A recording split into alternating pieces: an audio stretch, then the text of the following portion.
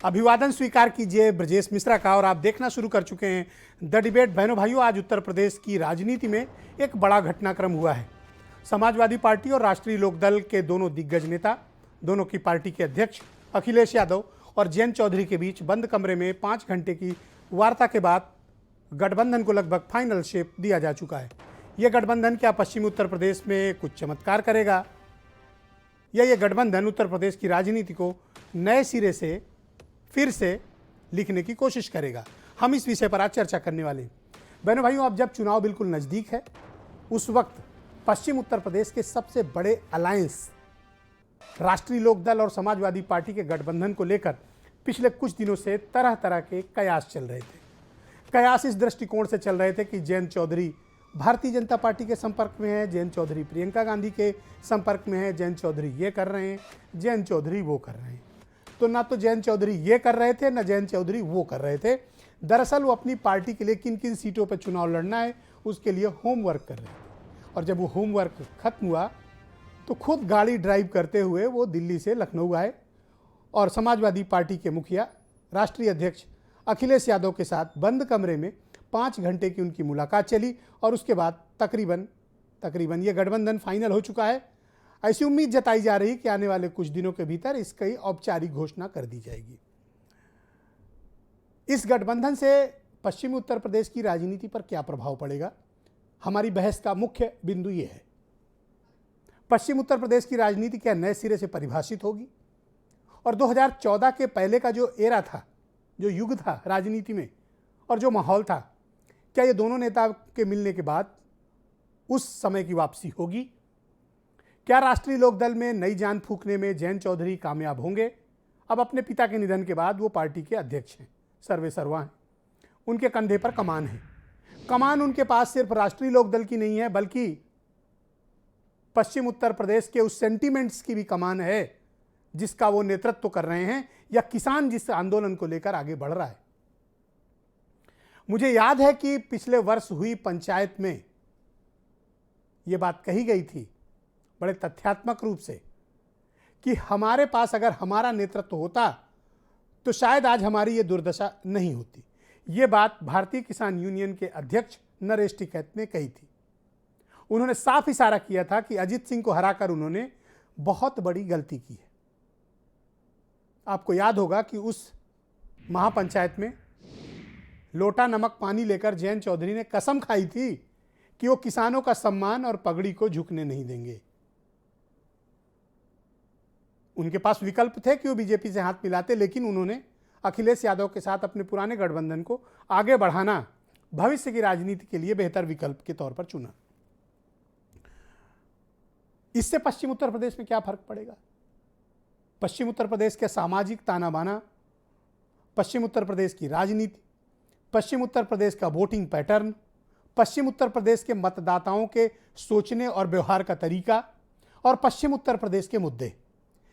क्या जयंत चौधरी और अखिलेश यादव मिलकर संयुक्त रूप से उन मुद्दों को, उन मसलों को और उन आकांक्षाओं को अभिव्यक्ति दे पाएंगे? उनको एक साथ रखकर उत्तर प्रदेश की राजनीति में कोई बड़ा परिवर्तन कर पाएंगे?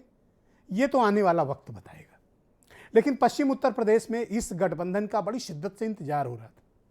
विशेष तौर पर इंतजार इस बात का हो रहा था, जिस दिन से ये कृषि कानून वापस लिए गए थे उस दिन से कयास और चर्चाओं का बड़े दौर शुरू हो चुका था। लेकिन आज उन सभी कयास और अटकलों को दरकिनार करते हुए जयंत चौधरी खुद अखिलेश यादव के पास पहुंचे और इस गठबंधन को फाइनल शेप दे रहे हैं। उम्मीद है कि 30 के आसपास सीटें उनको मिल रही हैं और कुछ सीटों पर और चर्चाएं होंगी उनकी। ये अब तक किसी भी गठबंधन में राष्ट्रीय लोकदल का मिलने वाला सबसे बड़ा हिस्सा है। इसके पहले उनको इतनी सीटें किसी अलायंस में नहीं मिली थी। लेकिन किसान आंदोलन का जुनून, किसान आंदोलन की लहर और किसानों का एकजुट होना, यह राष्ट्रीय लोकदल को नया जीवन दे गया है। अब अजीत सिंह नहीं रहे हैं तो ये कंधे पर भार है चौधरी जयंत सिंह के। क्या वो इस भार को लेकर आगे बढ़ पाने की स्थिति में होंगे? क्या वो लॉन्ग टर्म की राजनीति कर रहे हैं या फिर शॉर्ट टर्म की राजनीति कर रहे हैं? अभी उनके कदम से लग रहा है कि वो लॉन्ग टर्म की राजनीति कर रहे हैं। लंबी अवधि तक उत्तर प्रदेश की राजनीति में रेलिवेंट बने रहने की कोशिश है। तो इस गठबंधन के बाद अखिलेश यादव की ताकत पश्चिम उत्तर प्रदेश में कितनी बढ़ेगी? क्या उतनी जितनी पूर्वांचल में ओम प्रकाश राजभर, संजय चौहान और केशवदेव मौर्य के आने से बढ़ी, या फिर उससे ज़्यादा पश्चिम उत्तर प्रदेश में राष्ट्रीय लोकदल के हाथ मिलाने से होगी? क्योंकि जाट, गुर्जर, मुस्लिम और ओबीसी कम्युनिटी, जिसमें शाक्य और सैनी समाज भी बड़ी तादाद में है, नान जाटव, शेड्यूल्ड कास्ट भी बड़ी तादाद में है, क्या उनको एकजुट रख पाने में कामयाब हो पाएंगे ये दोनों नेता? और बीजेपी के पास इन दोनों के मेगा अलायंस का जवाब क्या है? अब तक तो नहीं है। तो बीजेपी इस अलायंस से निपटेगी कैसे? क्या कोई बीजेपी के पास तरीका है जिससे ये समाजवादी पार्टी और आरएलडी के अलायंस को पश्चिम उत्तर प्रदेश में रोक पाएं? क्योंकि किसान आंदोलन ने इस अलायंस को पहले से कहीं अधिक ताकत दे दी है। ये ताकत क्या वोटों में परिवर्तित होगी? हम इस विषय पर आज चर्चा करेंगे। पहले आप कुछ बयान सुने, फिर हम इस परिचर्चा को आगे बढ़ाते हैं। ये फोटो तो सिर्फ एक झलक है, झांकी अभी बाकी है। उत्तर प्रदेश में 2022 में भारतीय जनता पार्टी का जाना तय है। उत्तर प्रदेश की जनता ने ये मन बना लिया है। चुनाव आ रहे हैं, समस्त पार्टियां अपने अपने गठबंधन करने के लिए स्वतंत्र हैं, अपने अपने मुद्दे चुनने के लिए स्वतंत्र हैं। कांग्रेस पार्टी ने श्रीमती प्रियंका गांधी जी के नेतृत्व में जनता से गठबंधन करने का फैसला किया है। देखिए, हर राजनीतिक दल अपना अपना दावा करता है। आरएलडी का भी अपना दावा है, समाजवादी पार्टी का भी अपना दावा है, लेकिन इन दावों की वास्तविक स्थिति क्या है ये जनता चुनाव में तय करती है। और आज कोई बड़ा राजनीतिक दल उन्हें गठबंधन के लिए नहीं मिल रहा, तो तमाम छोटे छोटे दलों के साथ गठबंधन करने का प्रयास कर रहे हैं। लेकिन वो कितना भी प्रयास करें, भारतीय जनता पार्टी 2017 के अपने रिकॉर्ड को तोड़ करके एक नया रिकॉर्ड गढ़ने जा रही है। तो आज की परिचर्चा में मेरे साथ मनोज काका समाजवादी पार्टी से हैं, रोहित अग्रवाल राष्ट्रीय लोकदल से हैं, असीम वकार एमआईएम से हैं, डॉक्टर उमाशंकर पांडे कांग्रेस से हैं, आनंद दुबे बीजेपी के प्रवक्ता थोड़ी देर में जुड़ेंगे, डॉक्टर एमएच खान राष्ट्रीय प्रवक्ता हैं बहुजन समाज पार्टी के, अमिताभ भूषण बहुत ही जाने माने पत्रकार, ये भी थोड़ी देर में हमें ज्वाइन करेंगे, और वीरेंद्र सिंह जी हमारे स्टेट हेड। बहुत शुक्रिया, धन्यवाद आप सभी का। तो मनोज काका जी, क्या बात बन गई जयंत चौधरी के साथ, और ये क्या फार्मल अलायंस आप लोगों का अनाउंस हो जाएगा, और अगर हुआ है तो कितनी सीटों पर बात बनी है, और इससे पश्चिम उत्तर प्रदेश की राजनीति में आप अपने लिए किस तरह की संभावनाएं देखते हैं? आपके सवालों से संबद्ध होते हुए बात ही नहीं बन गई साहब, बात बढ़ गई। और जयंत चौधरी साहब ने एक ट्वीट किया है, आपने जरूर पढ़ा, और भारत समाचार ने दिखाया हो कि बात बन गई और कदम बढ़ गए। तो अब कदम बढ़ गए हैं भारतीय जनता पार्टी को, और इस भारतीय जनता पार्टी को ख़त्म करने की तरफ, उत्तर प्रदेश में जो भारतीय जनता पार्टी का आतंक है उसको समूल नाश करने की तरफ समाजवादी पार्टी का, राष्ट्रीय लोकदल का जो कदम है वो बढ़ चुका है। और बात रही, आपने पूछा कि उसका प्रभाव क्या पड़ेगा, तो समाजवादी पार्टी के ऊपर इसका यही प्रभाव पड़ेगा कि जो हमारी लड़ाई है कमोबेश, वही लड़ाई पूज्य चौधरी चरण सिंह जी की थी, वही पूज्य अजीत सिंह की थी, और वही लड़ाई किसानों के समृद्ध करने का, नौजवानों को रोजगार देने का, माताओं बहनों के सुरक्षित करने की, अगर और वही लड़ाई जयंत चौधरी जी की भी है। और लड़ाई वही है, जितना आपके लिए जरूरी है उतना ही जयंत चौधरी के लिए भी जरूरी है। दोनों एक दूसरे के पूरक हैं, क्योंकि दोनों अगर अलग अलग गए तो नुकसान दोनों का है। तो ज़रूरत आप दोनों की है, सिर्फ अखिलेश यादव की ही ज़रूरत नहीं है, जयंत चौधरी की भी ज़रूरत अखिलेश यादव है। मैं ये जानना चाहता हूं कि आपकी डील क्या हुई? हमारी जो डील हुई है वो सारे डीलों से इतर ये डील हुई है कि भारतीय जनता पार्टी और योगी सरकार के अहंकारी जो घमंड है, जो अभी यही डील हुई है कि समर शेष है, अहंकार हरना बाकी है, और वृक्क को दंतहीन और अही को निर्विष करना बाकी है। तो हमारी जो संपूर्ण डील है वो यही है कि उत्तर प्रदेश के किसानों का आप गन्ना, आज 2 तस्वीरें जारी हुई हैं, बकाया नहीं रहेगा, नौजवानों को रोजगार मिलेगा जी।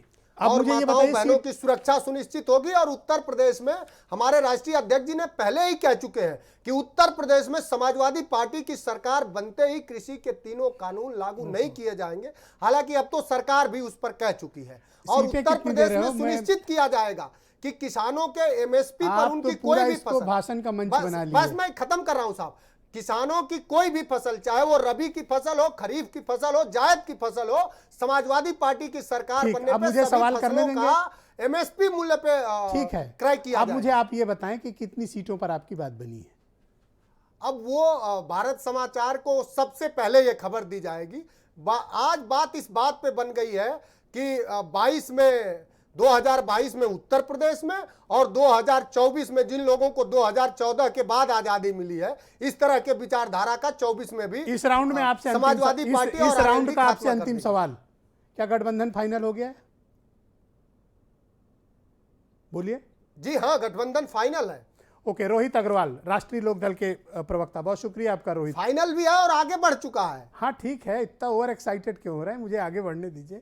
रोहित, अब तक ये कयास लगाया जा रहा था कि जयंत की वहाँ बात चल रही है, जयंत की यहाँ बात चल रही है, जयंत इनके टच में है, जयंत उनके टच में है, पर जयंत किसके टच में थे आज सबने देख लिया है। आप लोग की क्या डील हुई है समाजवादी पार्टी से, कुछ बताएंगे? ब्रिजेश जी, आप ही कयास लगा रहे थे कि जयंत चौधरी ने नमक लोटा लिया था और अब क्या हुआ? मैंने नहीं लगाया था, मैंने तो सवाल किया, आप मेरे ऊपर भड़क रहे हैं। मैं तो निरंतर कह रहा था कि 2019 से हमारा तो गठबंधन चलता चला आ रहा है और आज आपने देख भी लिया होगा। आप ही कयास लगा रहे थे कि जो है क्या होगा क्या नहीं होगा। हम तो निरंतर कह रहे थे। अच्छा, प्रियंका के साथ फोटो किसकी आई थी? मेरी थोड़ी आई थी, जयंत चौधरी की आई थी। शिष्टाचार भेंट थी। हमने बिल्कुल उस समय ही क्लियर कर दिया था कि भाई एयरपोर्ट एक सार्वजनिक जगह है और वो एक शिष्टाचार भेंट थी। ये हमने उसी समय क्लियर कर दिया था कि जो प्रियंका गांधी जी के साथ फोटो है तो, और भारतीय जनता पार्टी ने ऐसा स्थिति क्रिएट की है कि राजनीति के अंदर स्तर गिराने का काम किया है। पर हम लोग तो उस विचारधारा के हैं नहीं। हम लोग आपकी डील क्या हुई है? नहीं, हमारी डील हुई है कि जनता के मुद्दों के ऊपर बात हुई है। हमारी डील हुई है कि जनता जो त्रस्त है, युवा बेरोजगार हो चुका है, किसान 1 साल से आंदोलन रहित है, तो हमारी डील हुई है कि इनको निजात कैसे दिलाएं इन झूठे और बेईमानों से। सपा आपको 25 सीट दे रही है, 30? 403 सीटें पे हमारी डील हुई है ब्रिजेश जी। 403 सीटों का हमारा गठबंधन हो रहा है सपा के साथ, जिसके अंदर हमारी जिम्मेदारी है। क्यों रहे हो आप? नहीं ब्रिजेश जी, देखिए हम समाज आराम से विचारधारा के इतना, दल मतलब ओवर हैं। एक्साइटेड लग रहे हो। नहीं ब्रिजेश जी, हम 403 सीट पे गठबंधन, ऐसा क्या? नहीं, बिल्कुल, जब गठबंधन होता है तो विचारधारा का गठबंधन होता है। जब गठबंधन होता है तो 2 दल के कार्यकर्ताओं का गठबंधन होता है। जहां पे हमारा सिंबल चुनाव लड़ेगा वहां पे समाजवादी पार्टी के कार्यकर्ता मेहनत करेंगे, और जहां पे समाजवादी पार्टी का सिंबल चुनाव लड़ेगा वहां पे राष्ट्रीय लोकदल के कार्यकर्ता उनका साथ देंगे तो और आप उनको वोट पश्चिम दिलवाने का उत्तर काम प्रदेश में करेंगे। रोहित क्या उम्मीदें देख रहे हो इस गठबंधन की जो अखिलेश यादव और जयंत चौधरी के बीच हुआ है? यह गठबंधन से उत्तर प्रदेश में, विशेष तौर पर पश्चिम में, क्या प्रभाव पड़ेगा? विजय जी, भारतीय जनता पार्टी का सूखड़ा साफ हो जाएगा। भारतीय जनता पार्टी जो बुलडोजर लेके चलाती थी ना, इनके प्रत्याशियों के ऊपर वो बुलडोजर चलेगा। अभी तो मैं तो आज भी कह रहा हूं कि ये उन गांव में जाके देखें, कुर्ता पहन के जाएंगे और बिना कुर्ते के वापस आएंगे। मैं कई बार आपके चैनल पे ये चीज कह चुका हूं। आज ये किसान बिल इन्होंने वापस ले लिए, तब भी ये किसानों के बीच में जाके देखें, इनको जवाब मिल जाएगा कि इनका हाल क्या होने वाला है। क्या आपसे पूछ के कोई जाएगा? तो ब्रजेश जी जाएं और बिना कुर्ते के वापस आएं। हम तो निरंतर ही कह रहे हैं कि अगर जनता की सेवा नहीं करोगे, ये राजतंत्र नहीं है, धमकी दे रहे ये राजतंत्र नहीं है। धमकी तो ब्रजेश जी इनके टिकटार्थी अब इनको बता रहे हैं कि जो टिकट लेने वाला कोई नहीं बचा है इनके यहाँ।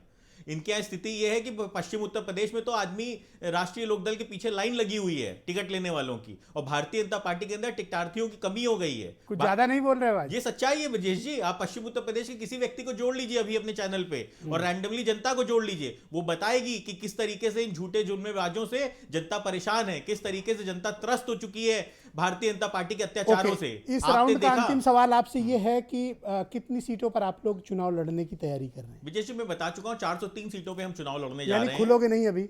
नहीं, कोई हम आपको कई बार कह चुके हैं कि यहाँ पे सीटों का मुद्दा ही नहीं है। हम सामान्य विचारधारा के दल हैं। चौधरी चरण सिंह जी ने एक वृक्ष लगाया था, उसकी दो डाले हैं राष्ट्रीय लोकदल और समाजवादी पार्टी। मुलायम सिंह जी भी चौधरी चरण सिंह जी के साथ काम कर चुके हैं, अखिलेश यादव जी भी। हम ही लोग पागल मिले हैं आपको जो डिबेट कर रहे हैं। नहीं, सच्चाई है। आप इतना बड़ा वृक्ष बना दिया, हम लोग को पता ही नहीं चला। नहीं, ये तो सच्चाई है ब्रिजेश जी। ये बीज तो चौधरी चरण सिंह जी का लगाया हुआ है। ये वृक्ष जो आज बड़ा हुआ है, ये तो चौधरी चरण सिंह जी का लगाया हुआ है। उनकी विचारधारा चलती चली आ रही है। समाजवादी पार्टी हो चाहे राष्ट्रीय लोकदल हो, दोनों समान विचारधारा के दल हैं। औपचारिक ऐलान कब करेंगे ये तो बताइए? विजय जी, जल्द हो जाएगा। अब तो खीर भी बन गई है, अब तो बस खीर खानी बाकी है। खा लेंगे, साथ मिलके खाएंगे खीर। देख लो, खीर पहले भी कोई उठा सकता है। नहीं ब्रिजेश जी, हमें चिंता नहीं है। हम जनता के साथ हमने अलायंस कर लिया है। बिल्ली खा गई तो देखते रह जाओगे। नहीं, जनता के साथ हमने अलायंस कर लिया है और बिल्ली के गले में हम घंटी बांध दिए हैं। आनंद दुबे मुझे ज्वाइन कर चुके हैं, भारतीय जनता पार्टी के प्रवक्ता हैं। आनंद जी, बहुत शुक्रिया आपका। आज आपने देखा होगा कि एक मेगा अलायंस पश्चिम उत्तर प्रदेश में हुआ है समाजवादी पार्टी और राष्ट्रीय लोकदल के लिए। यह आपके लिए एक गंभीर राजनीतिक चिंता का विषय होना चाहिए, क्या है? नहीं, बिल्कुल नहीं है। और अभी मैं इन सभी प्रवक्ताओं को सुन रहा था और जिस तरह से ये लोग कह रहे थे, मुझे एक शेर याद आ गया कि वो दिन गुल हुए जब पसीना गुलाब होता था, अब इत्र भी मलो तो वो खुशबू नहीं। तो ये दौर गुजर चुका है जब समीकरण, वशीकरण, तुष्टीकरण और ध्रुवीकरण की राजनीति उत्तर प्रदेश को प्रभावित करती थी। 2014 के बाद उत्तर प्रदेश की राजनीति पूरी तरह से बदल चुकी है। 2017 में यूपी के दो लड़कों ने भी गठबंधन किया था, और यूपी के दो लड़कों का जो गठबंधन था वो दो पार्टियों का नहीं, दो परिवारों का गठबंधन था। जनता ने उनको बता दिया कि उनके गठबंधन का हश्र क्या हुआ। 2019 में बुआ और भतीजे का गठबंधन हुआ और उसमें जयंत चौधरी जी भी शामिल रहे। 2019 में हालत यह हुई कि जनता ने दोनों पिता पुत्र दोनों को हरा दिया, और अभी जो आरएलडी के प्रवक्ता कह रहे थे कि कुर्ता पहन के जाएंगे, कुर्ते के बिना वापस आएंगे, किसका कुर्ता जनता ने पश्चिमी उत्तर प्रदेश में उतार दिया, यह किसी को बताने की जरूरत नहीं है। पहली चीज। एक second Rohit please, Rohit please, चाहता हूं नो कि रोहित, ये फर्स्ट राउंड में सिर्फ नो और इंटरप्शन सिर्फ प्लीज। सिर्फ स्वार्थों का और परिवारवादियों का गठबंधन है। इस गठबंधन आनंद में दुबे, आपके पास इस गठबंधन का कोई जवाब है? न विचारधारा है, आपके पास न इस जनता की गठबंधन का सेवा कोई जवाब है? भाव है।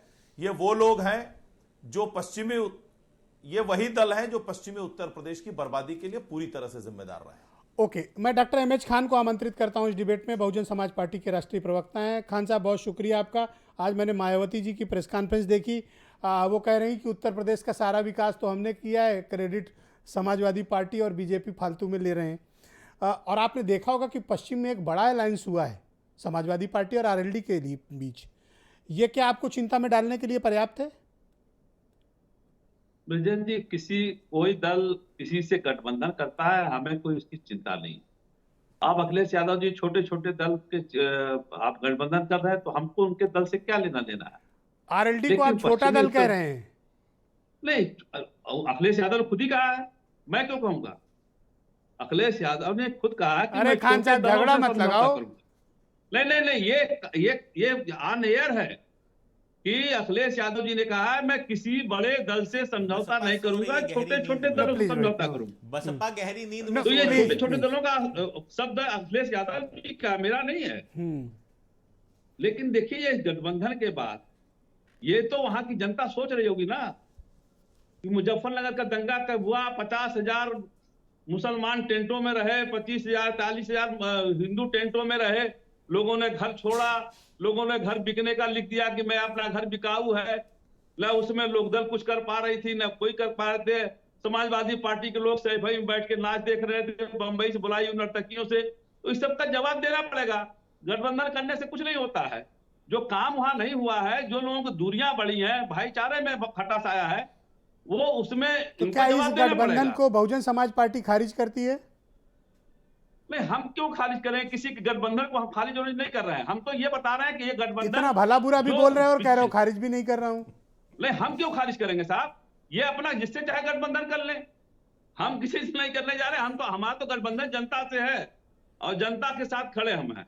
लेकिन जनता सवाल पूछेगी, आपके साथ कोई इंटरेस्ट ही नहीं ले रहा है अलायंस करने में, आप क्या कीजिएगा? नहीं, हम खुद ही पहले से कह रहे हैं कि हम किसी से गठबंधन करेंगे। हम पहले से हम चिल्ला रहे हैं। हमसे कोई कहने, हमसे तो 50 लोग आ रहे हैं मिलने के लिए क्या गठबंधन कर लीजिए। लेकिन गठबंधनों का जो हमने देखा है वो मजा नहीं है। जो गठबंधन में रहते हैं उसका बहुत बुरा अनुभव है। ओके, मैं डॉक्टर उमाशंकर पांडे को आमंत्रित करता हूं। उत्तर प्रदेश में कांग्रेस कमेटी के प्रवक्ता हैं उमाशंकर जी, बहुत शुक्रिया आपका। आपकी पार्टी की मुखिया और उत्तर प्रदेश में भी कांग्रेस की प्रभारी महासचिव प्रियंका जी तस्वीर ही खिंचवाती रह गई जयंत चौधरी के साथ। शिष्टाचार मुलाकात और चाट ही खाती रह गई, और असली मलाई तो अखिलेश यादव ने ले ली। आप देखते रह गए, फिर चूक गए आप। ब्रजेश जी, ये अच्छा है आज की इस डिबेट में कई शब्द आए, खीर आई, मलाई आई, चाट, सत्ता आई, एमएच खान जी ने भी बोला। असल में लड़ाई इसी बात की है ब्रजेश जी। एक तरफ उत्तर प्रदेश की जनता के आंसू हैं, उनकी पीड़ा है, कोरोना की त्रासदी है, हाथरस की त्रासदी है, आजमगढ़ की त्रासदी है, कानपुर की त्रासदी है। पूरा उत्तर प्रदेश पीड़ा में डूबा हुआ है। और दूसरी तरफ आप देख रहे हैं, शब्दों से ही भाव समझ लीजिए। और मुझे पता है कि उत्तर प्रदेश की जनता बहुत समझदार है, वो इन भावों को पर पांडे समझ जी एक रही बात है। बोलूं, जी आपके लिए अंगूर खट्टे हैं। ब्रजेश जी, आपको याद होगा आदरणीय खान साहब क्यों हंस रहे हो भाई, मत हंसो। आदरणीय प्रियंका गांधी जी ने कहा था बाकायदे प्रेस कॉन्फ्रेंस करके, और इस मुलाकात पर भी चर्चा, उन्होंने कहा था कि हम उत्तर प्रदेश में किसी से गठबंधन नहीं करेंगे, हम अकेले चुनाव लड़ेंगे। ये प्रियंका गांधी जी ने उस समय भी बोला था, और बिल्कुल रोहित अग्रवाल जी बिल्कुल सही बात कह रहे हैं। प्रियंका गांधी जी से एयरपोर्ट पे मुलाकात हो गई, ये तो एक सौहार्दपूर्ण मुलाकात पर है। उस दिन बहुत चेस्ट थंपिंग कांग्रेसी कर रहे थे, ऐसे कर रहे थे जैसे मतलब विकेट गिरा ही दिया बड़ा। नहीं, आज नहीं, इतना डिफेंसिव खेल रहे हो आप पांडे जी, नहीं, आप ऐसे कभी थे ब्रजेश नहीं जी, उस दिन तो आप भी छाती पीट रहे थे। नहीं ब्रजेश जी, कांग्रेस पार्टी का आज आपके उत्तर हाथ लगा प्रदेश नहीं तो की अंगूर जनता खट्टे हैं, के- अब जयंत चौधरी बेकार हैं, ये ऐसे नहीं, हैं, ये हमने मौका परस्त हैं। हमने कहा कि जयंत चौधरी बेकार है?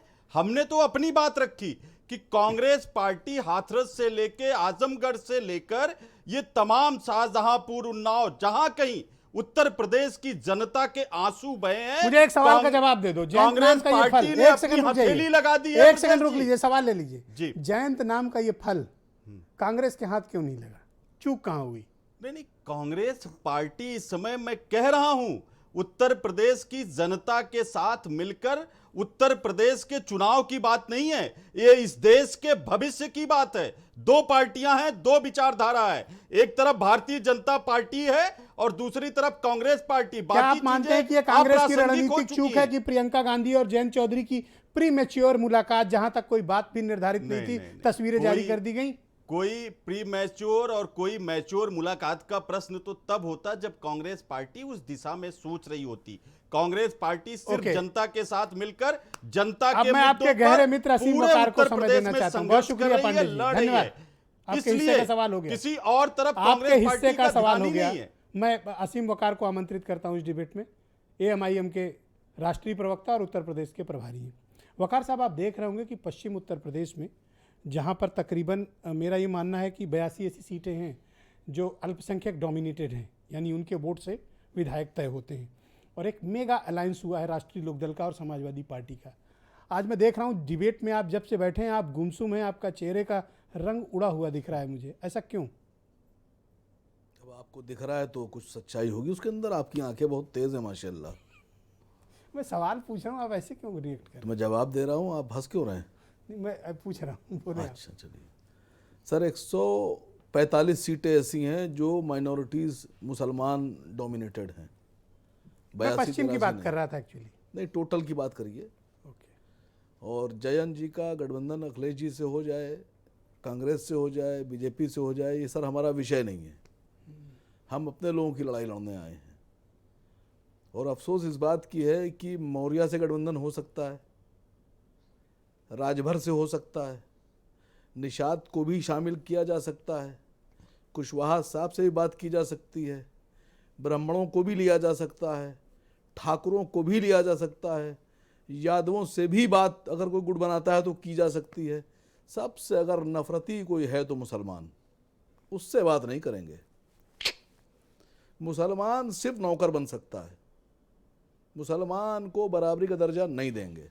आप ऐसे घृणास्पद बातें क्यों करते हैं मुसलमानों की? एक भी बात अगर घृणात्मक हो तो बताइए, मुकदमा कर दीजिए मुझ पर आप। नहीं, मुसलमानों एक दल को क्यों बताइए, नहीं पूछता कोई? बिल्कुल सब एक दल पूछते हैं। बताइए, एक दल इस बताइए, देश के सम्मानजनक नागरिक हैं वो, एक दल बताइए आप ऐसी भाषा क्यों बोलते हैं? सर, एक दल बताइए मुसलमानों का जिसकी बराबर बैठने की हैसियत हो इनके, या जिसको बिठा रहे हूँ। मैं तो सर बहुत छोटा सा आदमी हूँ। हमारी तो लड़ाई डिप्टी सीएम और सीएम की है, और हमारी लड़ाई नाजायज़ भी नहीं है सर, हमारी लड़ाई जायज़ है। हमारी लड़ाई को आप भी इनकार नहीं कर सकते सर। पर कुछ तो कमी होगी कि आपको कोई पूछता नहीं उत्तर प्रदेश में। हाँ, कुछ कमी एक है। आत्ममंथन क्यों नहीं करते हाँ आप? है, कमी है, हम बता रहे हैं आत्मचिंतन आपसे। करिए, शीशे के सामने खड़े होइए और सोचिए कि आपसे कोई सर बात बता क्यों रहे हैं नहीं आपसे, करते। हमारी कमी हम बता रहे हैं। देखिए, जाट आरएलडी के हरा सकते हैं चुनाव, राजभर भी हरा सकते हैं चुनाव, निषाद भी हरा सकते हैं चुनाव, मौर्या भी सपा को हरा सकते हैं, कांग्रेस को हरा सकते हैं, बसपा को हरा सकते हैं। मुसलमानों के बारे में ये लोग समझते हैं कि हरा ही नहीं सकते हम, हमारे में ताकत ही नहीं है। मुसलमानों के बारे में ये सोचते हैं जिस दिन हम जाट बन गए, जिस दिन हम कुशवाहा निषाद और राजभर बन गए और जिस दिन हम दलितों की तरह एकजुट हो गए उस दिन सर सबसे पहले बराबर में बिठाएंगे हमको। तो आपको सबसे ज़्यादा समस्या किस राजनीतिक दल से मुसलमानों के प्रति महसूस हो रही है, समाजवादी पार्टी या फिर बीएसपी? नहीं, हमें समस्या किसी से नहीं है। हाँ, क्यों समस्या रखें हम अपनी क्षमता पैदा करेंगे और इतनी ताकत पैदा करेंगे कि फिर इन लोग को हमसे समस्या हो जाएगी। बुरा मत मानिएगा, अभी तो आपको कोई चिमटे से भी नहीं छूना चाहता। चिमटे छोड़ दिया, आप वो तिनके से भी ना छुआइए हमको। हम कब कह रहे हैं आप हमें छुआइए?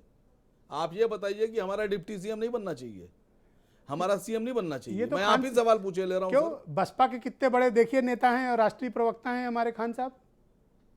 नहीं तो राष्ट्रीय प्रवक्ता मायावती जी बन जाए, इनको मुख्यमंत्री का दावेदार बना दें, क्या आपके दिक्कत कहने है? से बीएसपी थोड़ी चलेगी। तो इनके कहने से हम भी नहीं चलेंगे सर। तो आप मत चलिए, लेकिन आप पूरी कौम का ठेका नहीं ले सकते ना। नहीं, बिल्कुल लेंगे सर, हम बिल्कुल। मायावती दलितों का ठेका ले सकती हैं, समाजवादी यादवों का ठेका ले सकती है, राजभर जी राजभरों का ठेका ले सकते हैं, कुशवाहा जी कुशवाहाओं का ठेका ले सकते हैं। एक सेकंड, नो नो सुनिए प्लीज, सर, बीच में नहीं, सुनिए सर, अपनी बारी में बोलिए। सब जब ठेका ले रहे हैं तो हमें ठेका लेने में क्या प्रॉब्लम है सर? अगर हम अपने दबे कुचले भाइयों की बात कर रहे हैं और हम जनता की आवाज आपको ऐसा उठा नहीं रहे हैं। लगता कि आपके साथ उत्तर प्रदेश की राजनीति में बहुत गहरा विश्वासघात हो गया? नहीं, हमारे साथ विश्वासघात किया गया सर, और हम मुसलमानों से कह रहे हैं कि नहीं, मैं इसका बदला मुसलमानों की लो। बात नहीं कर रहा हूँ, मैं एमआईएम की बात कर रहा हूँ। नहीं, मुसलमानों के साथ विश्वासघात नहीं, हुआ। एमआईएम के साथ हुआ। नहीं, विश्वासघात मुसलमानों और ये के साथ जानते हुआ। क्यों हुआ? क्योंकि आप पॉलिटिकली इमेच्योर हैं। नहीं सर, हम ऐसा नहीं मानते इस बात को।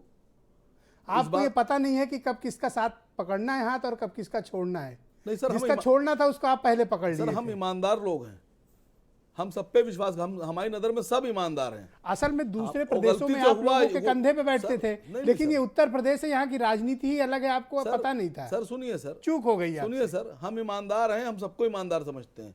अब हमें पता ही था कि हम जिसका हाथ पकड़े हैं वो सुपर मेहमान है। ये किसके लिए कह रहे हैं? जिसके लिए आप समझ रहे हैं, क्या ओम प्रकाश राजभर के लिए कहना चाहते हैं? जिसके लिए आप समझ रहे हैं सर। नहीं, मैं क्यों समझू, खुल के बोलिए। मत समझिए सर, नहीं, मुझे मत समझाइए, जनता को जिसको कहा समझाइए। सर वो समझ गया, किसको? जिसको कहा वो समझ गया। धोखा हुआ ना आपके साथ? बिल्कुल सर, हमारे पीठ में छुरी मारी गई। तो वापस जाओ तेलंगाना, फिर क्या है? नहीं, यहीं रहेंगे सर। अच्छा, हम तो उत्तर प्रदेश के हैं ना, Alright. हमें तो उत्तर प्रदेश में राजनीति करना है ना। बीरेन हमें सिंह यहीं जी, विधायक बनना है, यहीं एमपी बनना है और यहीं मुसलमानों को डिप्टी सीएम और सीएम बनाना है। विधायक यहीं बनना सीने है। पे चढ़ के रहेंगे सर। आपको पता है 403 सीटों पर आप पिछली बार लड़े थे, जमानतें जब्त हो गई थी, घर नहीं का सर, पैसा लड़े चला नहीं गया थे, था। 403 पे लड़े नहीं थे।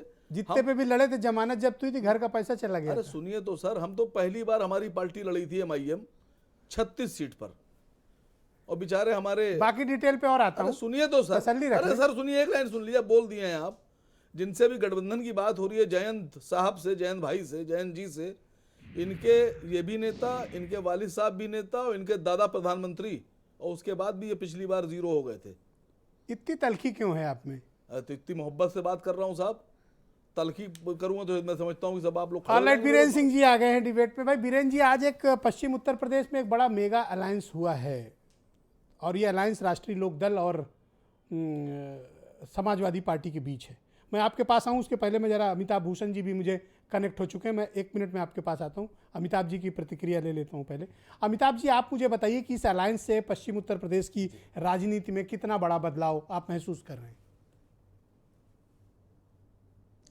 देखिए, इस अलायंस से बहुत साफ तौर पर है कि रालोद की जो स्थिति है वो और बेहतर हो जाएगी। रालोद चूँकि पसंद वैसे भी रही है जाटों की, और अब जब सपा के साथ हैं तो बहुत क्लियर कट मैसेज है कि लड़ाई किसके किसके बीच है उत्तर प्रदेश में। तो ऐसे में इस गठबंधन से जो थोड़े बहुत जाट मतदाता इधर उधर दिख रहे थे, बहुत थोड़ी संख्या में, वो भी अब इंटैक्ट होंगे, ऐसा मुझे दिखता है। दूसरी बात कि पश्चिमी उत्तर प्रदेश में बीजेपी का जो नुकसान होना था वो नुकसान हो चुका है। सपा को जो गेन करना था उसकी शुरुआत इस गठबंधन के साथ हुई है, और ये रालोद के लिए बहुत अच्छी स्थिति है कि दोबारा से जो 2017 के पहले रालोद की स्थिति थी पश्चिमी उत्तर प्रदेश में, संभव है कि वो स्थिति दोबारा से वो दिखने को मिल जाए और रालोद फिर से स्थापित हो जाए पश्चिमी उत्तर प्रदेश में। एक सवाल है जो काफी लोगों के मन में चल रहा है कि बीजेपी के पास इस गठबंधन की काट क्या है, बीजेपी इसका जवाब कैसे देगी? देखिए, काट के तौर पर तो बीजेपी ने, प्रधानमंत्री ने हाल ही में कृषि कानून के मसले को समाप्त करने के लिए उसको वापस लिया, लेकिन सवाल ये कि का बरखा जब कृषि सुखानी समय चूकी पुनि का पछताने। जी। तो उस बारिश का क्या लाभ है जब फसल खराब हो जाए और उसके बाद हो। तो प्रधानमंत्री ने जो कोशिश की है वो कोशिश मैं जहां से देख पा रहा हूं, मुझे पश्चिमी उत्तर प्रदेश में खास तौर पर किसानों के बीच वो निरर्थक दिख रही है।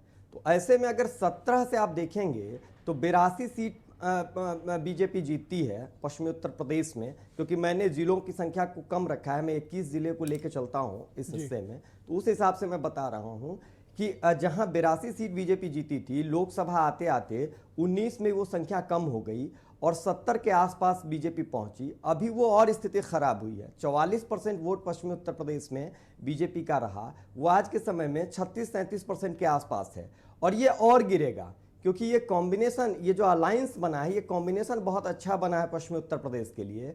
और कृषि कानून की वापसी से ये माना जा रहा है कि दबाव में ये वापसी हुई है, तो इसको मलहम के तौर पर लेंगे ऐसा मुझे नहीं लग रहा है। जी, वीरेन जी भी जुड़ चुके हैं इस डिबेट में। मैं वीरेन जी से पूछना चाहता हूं, वीरेन जी भी इस मसले को की जो गुत्थी है उसे सुलझाएंगे। वीरेन जी, इस अलायंस में जो आज हो गया है जयंत चौधरी और अखिलेश यादव के बीच, इसको आप किस तरह से देखते हैं? इससे पश्चिम उत्तर प्रदेश की राजनीति में क्या फ़र्क पड़ने वाला है और विशेष तौर पर समाजवादी पार्टी ने इससे क्या गेन किया और बीजेपी इसका जवाब कैसे देगी? बिल्कुल, देखिए, एक आज बड़ी राजनीतिक घटना है। जब ये अखिलेश यादव ने ये ट्वीट किया जयंत चौधरी के साथ अपनी फ़ोटो, तो आज के उत्तर प्रदेश की राजनीतिक हालात पे एक बड़ी तस्वीर थी, या ये कहिए एक सबसे बड़ी घटना थी आज की, क्योंकि ये माना जा रहा था कि आरएलडी थाली के बैंगन की तरह हो गया है, कभी ढुलमुल है, कभी पलट सकता है, कांग्रेस के साथ, मायावती के साथ उनका गठबंधन चल रहा है, कभी कुछ था।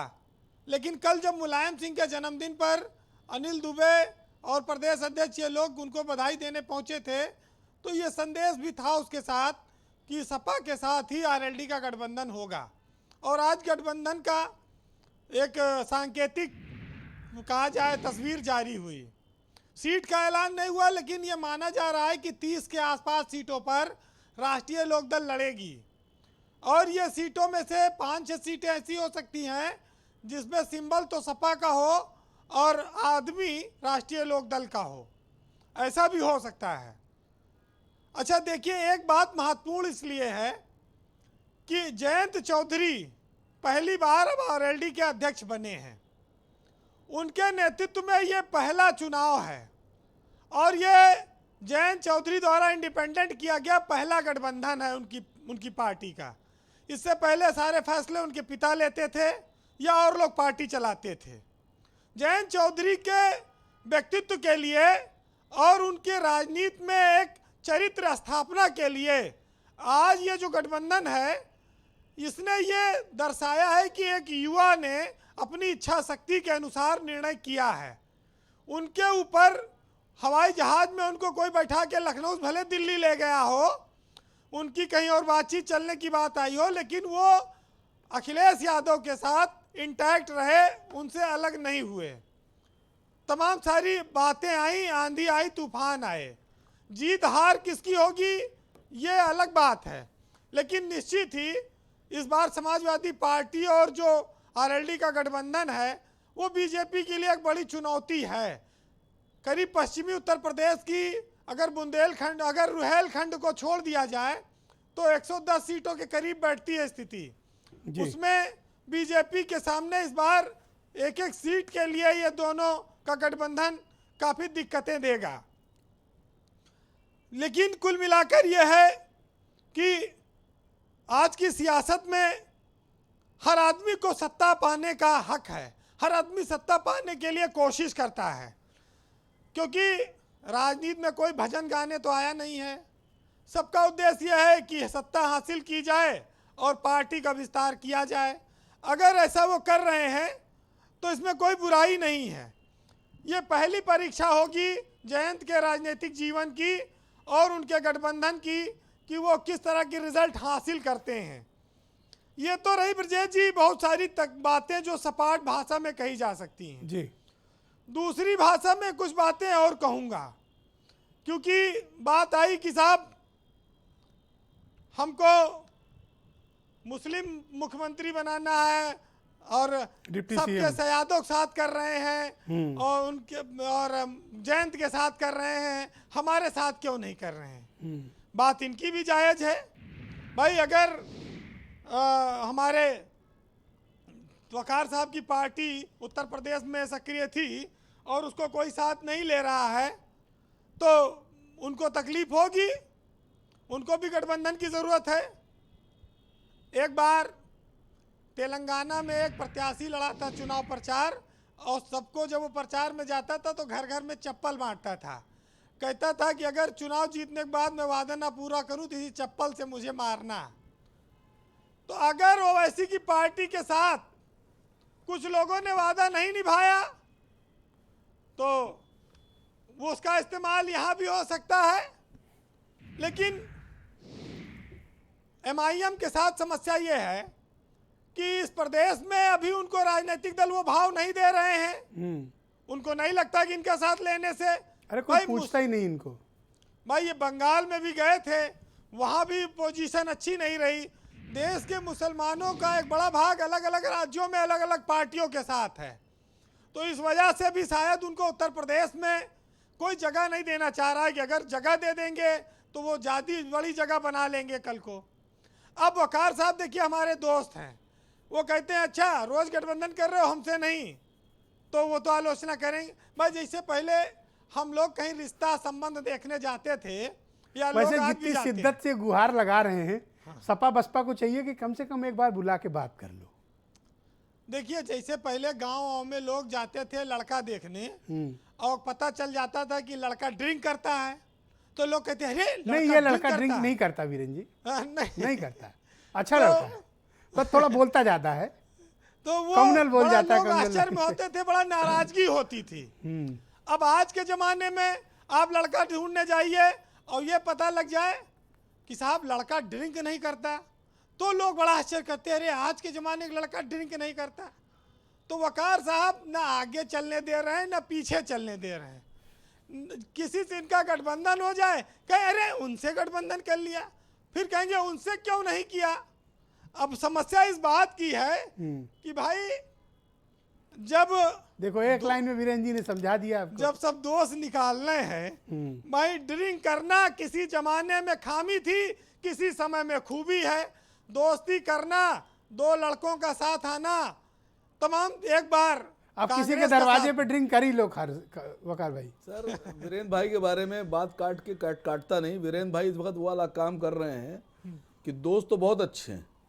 जैसे वो शोले फिल्म में अमिताभ बच्चन धर्मेंद्र की शादी कराने गए थे ना, कि दोस्त तो बहुत अच्छा है लेकिन वो जो थे भड़का रहे थे। कभी कभी जुआ खेल बोलिए लेता है। वीरेन जी, बोलिए, कंटिन्यू करिए वीरेन जी। बहरहाल सियासत में तमाम नई दोस्तियां बनती हैं, टूटती हैं, लोग फिर नई ऊर्जा के साथ आगे बढ़ते हैं। सियासत तो धोखा और फरेब का नाम है। लोग कहते हैं कि इसका राजनीति में परवाह नहीं की जाती, लेकिन जयंत चौधरी ने अखिलेश यादव का साथ जोड़कर एक राजनीति में एक राह जो चलने का जो उन्होंने ऐलान किया था उस पर वो टिके रहे।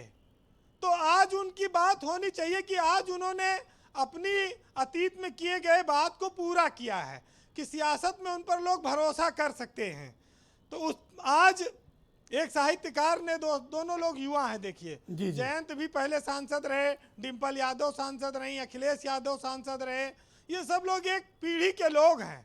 तो एक विचारधारा से अगर चल रहे हैं तो रिजल्ट का परिणाम तो जनता पर छोड़िए, वो चुनाव में परिणाम देगी, लेकिन सियासत में कमिटमेंट क्या होता है वो अच्छी बात है, होना चाहिए, चाहे बीजेपी के साथ हो, कांग्रेस के साथ हो या उनका आज समाजवादी के साथ है। सबका स्वागत है जी। कहे कि दोस्ती यकीन पर टिकी होती है और यह दीवार बड़ी मुश्किल से खड़ी होती है। कभी फुर्सत मिले तो पढ़ना किताब रिश्तों की, और दोस्ती जो है वो खून के रिश्तों से भी बड़ी होती है। जी बहुत बहुत शुक्रिया आपका वीरेन जी, बहुत बहुत धन्यवाद हमारे साथ इस कार्यक्रम में जुड़ने के लिए। बहनों भाइयों, हमने कू ऐप पर एक सवाल इस गठजोड़ को लेकर पूछा था। सवाल ये किया था कि अखिलेश और जयंत के साथ आने पर पश्चिम उत्तर प्रदेश की सियासत पर क्या असर पड़ेगा। अविनीश कुमार हैं, इन्होंने पब्लिक ओपिनियन में अपना जवाब प्रेषित किया। लिखा है कि उत्तर प्रदेश की जनता को परिवारवाद, जातिवाद छोड़कर विकास पर वोट करना चाहिए। शैलेश चतुर्वेदी लिखते हैं कि कुछ सीटों पर असर पड़ेगा, लेकिन मायावती खेला बिगाड़ सकती हैं। बात सही भी है, लेकिन अखिलेश और जयंत के साथ आने से भाजपा का क्या नुकसान होगा, ये भी एक प्रश्न कू ऐप पर हमें मिला है। मैं समाजवादी पार्टी के प्रवक्ता मनोज काका को आमंत्रित करता हूं डिबेट में। मनोज जी, मेरा पहला प्रश्न है और बड़ा बेसिक सवाल है ये कि लोग ऐसा कह रहे हैं, राजनीतिक प्रेक्षकों का ऐसा मानना है कि जाट मुस्लिम गठजोड़ के मकसद से और इसी उद्देश्य से, इनका वोट लेने के उद्देश्य से ये गठबंधन किया गया है। क्या इसमें सच्चाई है? इसमें बिल्कुल भी सच्चाई नहीं है। ये गठबंधन इस उद्देश्य से किया गया है कि पश्चिम का जब किसान के घर से निकल करके बेटा यूरोप जाता है और अमेरिका जाता है और वहाँ से जब जहाज से लौटता है तो वो गांव में फिर अपने बुग्गी की सवारी करके खेत पे जाता है और उसके खेत का जो हक है, उसके किसानी का जो हक है, वो भारतीय जनता पार्टी और योगी सरकार, आपने कई दफ़े आपके ही मंच पर बहस हो चुकी है कि उत्तर प्रदेश के, पश्चिमी उत्तर प्रदेश के किसानों का कम से कम 1,000 करोड़ रुपया, 16,000 करोड़ रुपया आज पूरे उत्तर प्रदेश के गन्ना किसानों का बकाया है। पश्चिमी उत्तर प्रदेश के किसान जब अपने हक हकूक को लेकर संघर्ष कर रहे थे तो वहां के एक किसान नेता को इसी योगी सरकार ने किस तरह के चित्र से चित्रांकन किया है वो आपको भी याद होगा कि उनके सर के बाल पकड़ के खींचे जा रहे थे। हालांकि ठीक ये हुआ कि किसानों की हिम्मत ने इस सरकार के बाल को खींच दिया और सरकार आज बैकफुट पर है। तो हमारा जो गठबंधन है वो सभी के हकों को विस्तार देने का है, बजाय इसके कि किसी जाति और उसका किसी जात धर्म का गठबंधन हो। क्या आप लोगों का कोई कॉमन मिनिमम प्रोग्राम भी जारी होगा? बिल्कुल कॉमन मिनिमम प्रोग्राम हमारा है, जो जयंत चौधरी जी का है कि सबसे ज्यादा उत्तर प्रदेश में नौजवानों को रोजगार सृजन होगा, वो हमारा भी है। उत्तर प्रदेश के किसानों लेकिन का कैसे? क्योंकि जयंत चौधरी अभी पिछले महीने या इसी महीने अपना घोषणा पत्र अलग से लखनऊ आकर जारी कर चुके हैं। देखिए, उन्होंने जारी किया है, उससे संबद्ध होते हुए समाजवादी पार्टी, उन्होंने जो घोषणा पत्र जारी किया उसमें सबसे उनका जो प्राथमिकता रही उन नौजवानों को रोजगार देने पर, किसानों की जो फसलों का जो क्रय हो वो उनके एमएसपी पर हो और माताओं बहनों को सुरक्षा मिले, और ये सारे विषयों को सुनिश्चित करने का अगर किसी में दूरदर्शी भावना है, विचार है, उसको जमीन पर कायम करने का, जो पूज्य चौधरी साहब कहते थे कि भारत, असली भारत गांवों में बसता है, तो और नेताजी कहते हैं कि दवा पढ़ाई सस्ती हो, तो उसको दोनों को समन्वित रूप से आगे ले चलने का अगर किसी के पास दूरदर्शी विचार है तो आनंद दुबे को सुना। Thank you Manoj ji. अभी आपने आनंद दुबे को सुना, रोहित अग्रवाल, उन्होंने कहा कि अब वसीकरण, तुष्टीकरण, जातिवाद, परिवारवाद ये सब नहीं चलने वाला है और बीजेपी के पास पश्चिम उत्तर प्रदेश में करारा जवाब है। संजीव बालियान जैसे लीडर भी हैं, जाट लीडर, केंद्र में मंत्री हैं, आपको पता है। तो आप कैसे इस बीजेपी का मुकाबला कर पाइएगा? ब्रिजेश जी, भारतीय जनता पार्टी जो कहती है वो करती नहीं है, उसके शब्दों, कथनी और करनी में बहुत फर्क होता है। जैसे इन्होंने कहा कि साहब वशीकरण और तुष्टीकरण नहीं चलेगा, पर यही तो राजनीति ये कर रहे हैं, ये वशीकरण और तुष्टीकरण की तो राजनीति करते हैं। जैसे ही पश्चिम उत्तर प्रदेश योगी जी पहुंचते हैं उनको पलायन याद आने लगता है, उनको जिन्ना याद आने लगता है। तो पहले तो समझ लें कि ये तुष्टीकरण और वशीकरण की राजनीति कौन करता है। ये बात करते हैं परिवारवाद की। ज्योतिराज सिंधिया को कौन अपने यहाँ लेके आया? तब परिवारवाद नहीं था। ये जितिन प्रसाद को कौन अपने यहाँ लेके आया? तब परिवारवाद नहीं था। अपने कार्यकर्ता को इग्नोर करके उनको मंत्री बनाते हो तब आपको परिवारवाद नहीं दिखाई पड़ता है। और रही बात पश्चिम उत्तर प्रदेश में भारतीय जनता पार्टी के बड़े नेताओं की, तो भारतीय जनता पार्टी के नेताओं की स्थिति यह है कि वो अपनी जनता को खुद मुंह नहीं दिखा पा रहे हैं। पर ये असीम वकार ऐसा क्यों कह रहे हैं कि इनसे कोई बात नहीं कर रहा? नहीं, देखिए, मैं असीम वकार की किसी भी बात पे मैं टिप्पणी इसलिए नहीं करना चाहता हूं। इनसे क्यों बचते हो सब लोग? क्योंकि देखिए, माननीय जयंत चौधरी जी ने पश्चिम उत्तर प्रदेश में एक नारा दिया है भाईचारा जिंदाबाद का, जिसमें हिंदू मुसलमान एकता पे हम बात कर रहे हैं और हमने कई समागम किए हैं भाईचारा जिंदाबाद में। ये क्या ये भाईचारा तोड़ने वाले लोग हैं? नहीं, देखिए, हम किसी भी ऐसी पार्टी से हम बात नहीं करना चाहते हैं, ना उस पर टिप्पणी करना चाहते हैं जो धर्म की राजनीति करना चाहे। भारतीय जनता पार्टी में क्या है? भारतीय जनता पार्टी हिंदुओं के ठेकेदार बन के चलना चाहती है, कोई पार्टी मुसलमानों के ठेकेदार बन के चलना चाहती है। देश में भाईचारा कायम रहने दीजिए। जब भाईचारा कायम रहेगा देश के अंदर, तभी हमारा देश तरक्की कर पाएगा। फाइनल क्वेश्चन, आप जयंत चौधरी और अखिलेश यादव के बीच गठबंधन का फॉर्मल अनाउंसमेंट कब होगा? ब्रिजेश जी, हमारा गठबंधन है, हमारा गठबंधन 2019 से चलता चला आ रहा है और ऐसी स्थिति में हम ये कई बार कह चुके हैं कि यहां पे हमारा कोई लड़ाई नहीं है, हम मुद्दों के ऊपर जनता के बीच में जाना चाहते हैं। हमारी जो फाइन लाइंस हैं उस पर डिस्कशन चल रहा है, जो कॉमन मिनिमम प्रोग्राम है उस पर डिस्कशन चल रहा है। माननीय जयंत चौधरी जी चाहते हैं 1 करोड़ युवाओं को रोजगार देना। माननीय जयंत चौधरी जी चाहते हैं कि जब उनकी सरकार बने तो एमएसपी की गारंटी मिले किसानों को। मैं आनंद दुबे को आमंत्रित करता हूं, बहुत भारतीय जनता पार्टी के प्रवक्ता हैं। आनंद जी, आपके लिए एक सवाल आया है जनता की तरफ से कू ऐप पर।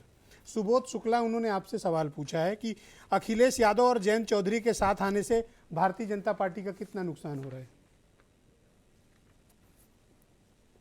जी देखिए, मैं सारी चीज़ों का जवाब दूंगा, थोड़ा मुझे समय दे दीजिएगा। मैं वीरेंद्र भाई को सुन रहा था। वीरेंद्र भाई ने कहा कि भाई सत्ता तक पहुंचना सभी का अधिकार है। बिल्कुल सही बात है। दिनकर जी ने भी कहा है कि जीवन के परम ध्येय सुख को सारा समाज अपनाता है, देखना यही है कौन वहां तक किस प्रकार से जाता है धर्म पहुंचना नहीं, धर्म तो जीवन भर चलने में है, फैलाकर पथ पर सिग्न ज्योति दीपक समान जलने में है। तो सबसे बड़ी चीज यह है कि कौन अपने लक्ष्य को कैसे प्राप्त करता है और उसके चलने का रास्ता क्या है। इन्होंने अभी, मैं रोहित अग्रवाल जी को सुन रहा था, ये कह रहे थे भाईचारा भाईचारा। उत्तर प्रदेश की जनता को अच्छी तरह पता है कि भाई भाई करके किसने उनका चारा खाया है और किसने भाई बनाकर उनको बेवकूफ बनाया है, यह सबको अच्छी तरह से पता है। और फिर भाई भाई बनकर वो जनता को ठगने के लिए मार्केट में आ गए। आपने समाजवादी पार्टी के प्रवक्ता से पूछा कोई कॉमन मिनिमम प्रोग्राम है क्या? इन्होंने कहा बिल्कुल तैयार होगा। मैं इनका कॉमन मिनिमम प्रोग्राम बता देता हूं ना। इनका एक ही कॉमन मिनिमम प्रोग्राम है, कैसे परिवार बढ़े, कैसे परिवार की आमदनी, कैसे हमारा आप ये बताओ कि उत्तर प्रदेश के गन्ना किसानों का 16,000 करोड़ सुन लीजिए, आपके बीच में मैंने किसी को नहीं बोलने दिया और आपका दायित्व बनता है कि आप दूसरों को बोलने दें। सिर्फ आनंद दुबे बोलेंगे। गो अहेड आनंद दुबे जी, उत्तर प्रदेश में please. Manoj ji please, Manoj ji please. काका जी सुन लीजिए, इन सब विषयों पे बात आप बहुत सिंसियर स्पोक्स पर्सन है, आपसे उम्मीद की जाती सुन है। लीजिए Anand ji go ahead please.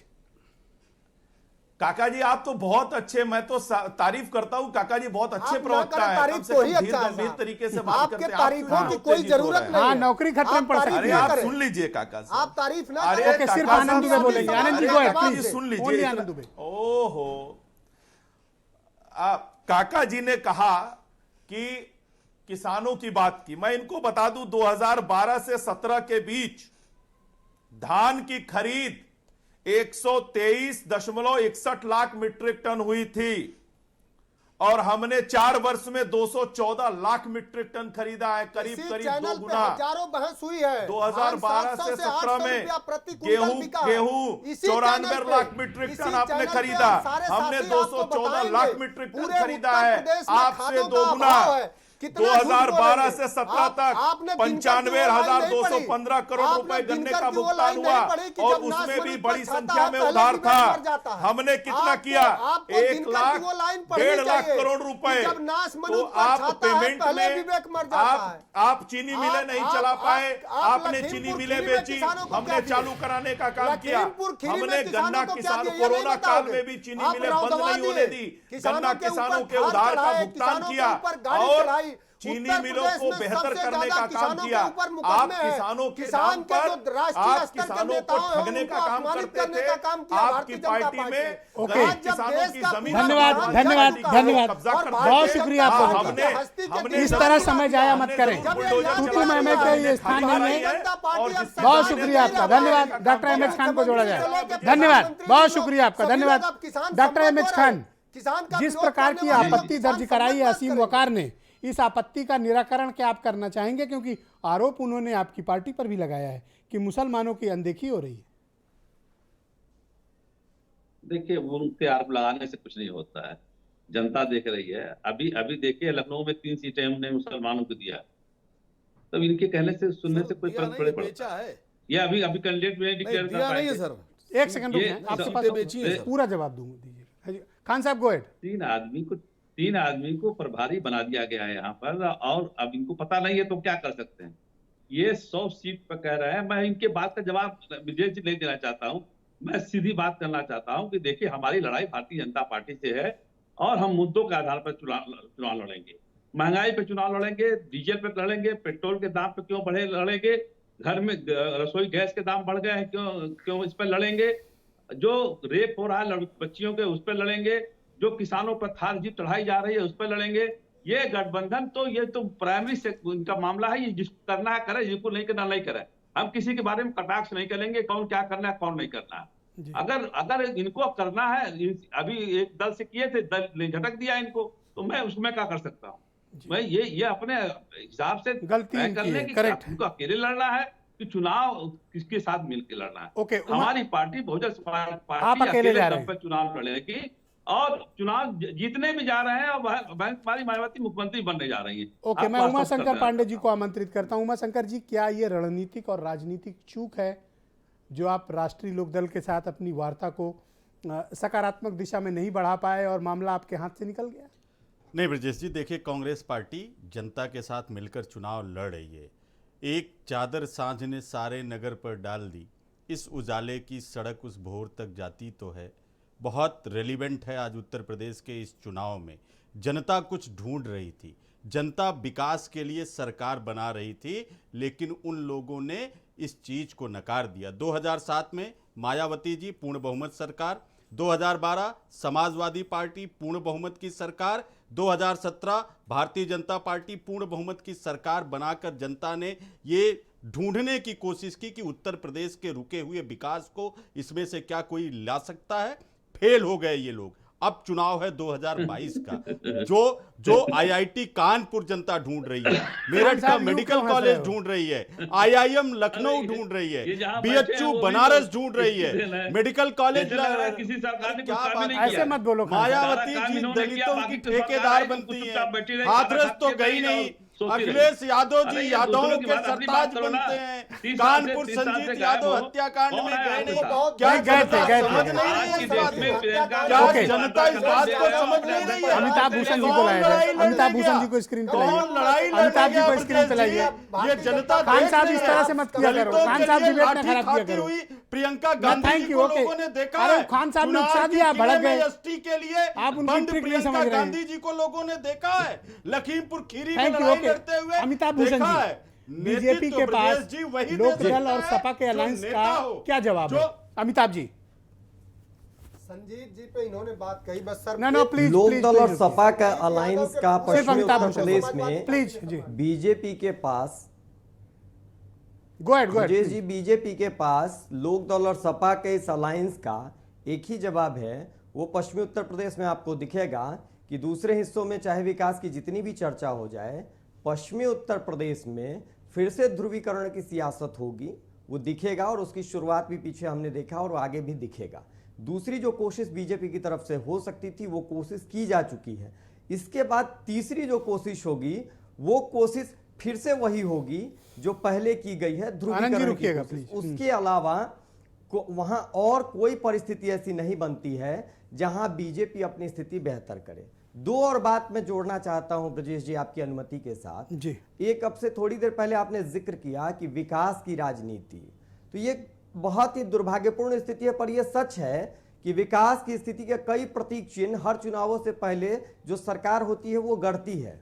अभी पूर्वांचल एक्सप्रेसवे बहुत जोरों पर है, लेकिन नहीं भूलना चाहिए कि बहन मायावती जी की पार्टी के नुमाइंदे बैठे हैं। मायावती जी मुख्यमंत्री रहते हुए उत्तर प्रदेश को पहला एक्सप्रेसवे का तोहफा देती है, वो सरकार उनकी चली जाती है।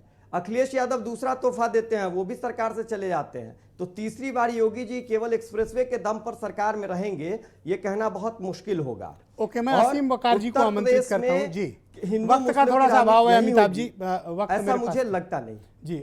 असीम वकार जी, अभी रोहित ने कुछ गंभीर बातें कही कि आप लोगों से इसलिए कोई बात नहीं करता क्योंकि आप कम्युनल पॉलिटिक्स करते हो। क्या आप रोहित की बात से सहमत हो और उनके आरोपों को स्वीकार करते हो आप? नहीं, उन्होंने हमें खाली नहीं कहा, उन्होंने कहा ओवैसी साहब और बीजेपी ये दोनों कम्युनल पॉलिटिक्स करते हैं।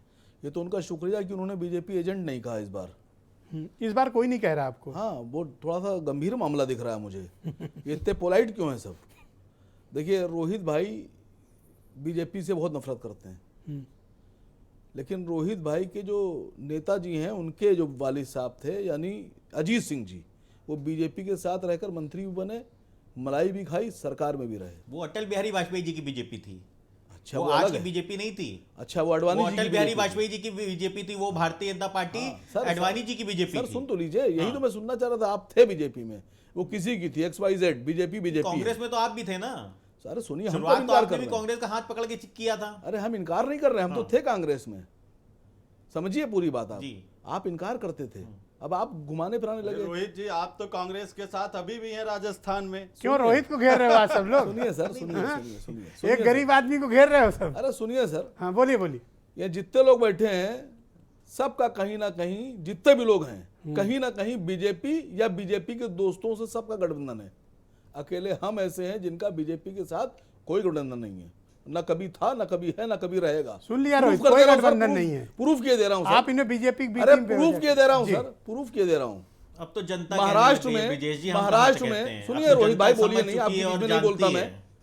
महाराष्ट्र में कांग्रेस शिवसेना एक साथ, बहुजन समाज पार्टी 3 बार बीजेपी के साथ सरकार बना चुकी, रोहित अग्रवाल जी की पार्टी बीजेपी के साथ रहकर मंत्रालय ले चुकी, अटल बिहारी वाजपेयी को गिरा चुके हैं, कोई और गिराया है क्या? सर समझिए पूरी बात आप। यही एक रटे रटाए अकेले हम ही लोग ऐसे हैं, खान अकेले साहब हम ही लोग ऐसे हैं। खान साहब आप ऐसे नहीं पेश आ सकते हैं। अकेले हम खान साहब ऐसे मत पेश आइए। अरे बुरा लग रहा है सर, लगने दीजिए। खान साहब को क्यों बुरा लग गया? अरे लग रहा बुरा, लगने दीजिए, कोई फर्क नहीं पड़ता सर। नहीं खान साहब को बुरा नहीं लगना अरे चाहिए। लगने दीजिए बुरा सर, सच्चाई छुपती नहीं सर। भारतीय जनता पार्टी के अटल बिहारी वाजपेयी की सरकार को गिराया है, सच्चाई नहीं छुपती हमने क्या? एक वोट से गिराया है। अटल बिहारी अडवाणी वही लोग थे ना जिन्होंने मस्जिद गिराई थी। अब ये वही लोग तो थे ना। बैठ जाते हैं। भाजपा की तो बी टीम आपको घोषित कर चुका है, सारे घोषित लोग कर घोषित दिया। कर चुके हैं। हाँ, बिना मतलब वजह आप चिल्लाते हो भाजपा, बीजेपी की बहन, बीजेपी की बहन, आपका काम नहीं चलेगा। बहुत बहुत शुक्रिया, काम नहीं चलेगा। धन्यवाद आप सभी का। मैं बहुत आभार प्रकट करता हूँ। बहुत मायावती बीजेपी की बहन। थैंक यू सो मच, बहुत शुक्रिया, बहुत बहुत शुक्रिया। बहनों भाइयों, आप सबका भी बहुत बहुत धन्यवाद। और मैं उम्मीद करता हूँ कि आने वाले दिनों में कोई एक मेगा अनाउंसमेंट भी शायद ये दोनों दल मिलकर करने वाले हैं और ये पश्चिम उत्तर प्रदेश की राजनीति में एक बड़ा बदलाव है। अब बीजेपी देखना पड़ेगा कि इस अलायंस का जवाब क्या लेकर आती है। बहुत बहुत शुक्रिया, धन्यवाद, नमस्कार।